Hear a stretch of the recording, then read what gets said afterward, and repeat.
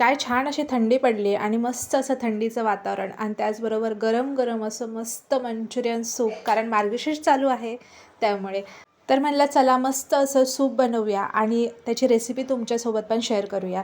सगळ्या भाज्या चिरून घेतल्या, गाजर, कोबी, त्याचबरोबर फरसबी, शिमला मिरची, कांद्याची पात, ह्या सगळ्या भाज्या चिरून घेतल्या. पातीचा कांदा चिरून घेतला. एका पातेल्यामध्ये तेल टाकलं, अद्रक, लसूण, मिरची बारीक चिरलेली त्याच्यामध्ये टाकून घेतली. छान असं परतवून घेतलं त्याला. त्यानंतर सगळ्या भाज्या टाकल्या त्याच्यामध्ये आणि त्या पण छान अशा परतवून घेतल्या. आता त्याच्यामध्ये 4 वाटी पाणी टाकलं आणि त्यानंतर चवीपुरतं मीठ टाकलं. त्याचबरोबर कॉर्नफ्लॉवरची पण पेस्ट करून घेतली. 2 चमचे कॉर्नफ्लॉवर घेतलं, थोडंसं पाणी टाकलं आणि पेस्ट बनवून साईडला ठेवली. त्या सगळ्या भाज्यांना छान अशी उकळी आल्यानंतर त्याच्यामध्ये काळी मिरी पूड टाकली. थोडंसं चायनीज फ्लेवर येण्यासाठी अजिनोमोटो चिमटभर टाकला त्याच्यामध्ये. आता ह्याला छान अशी सगळी उकळी येऊ दिली.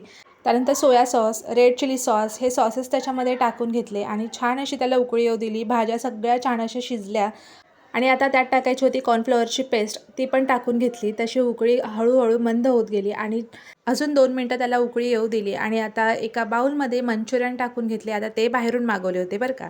त्यानंतर सूप त्याच्यामध्ये गरम गरम टाकून घेतलं. वरतून थोडीशी शेव, कोथिंबीर आणि कांद्याची पात, त्याचबरोबर थोडीशी शेजवान चटणी. वा वा, इतकं सुंदर असं झालं होतं. थंडीत मस्त असं सूप झालं होतं. चला मग व्हिडिओ आवडला असेल तर लाईक करा.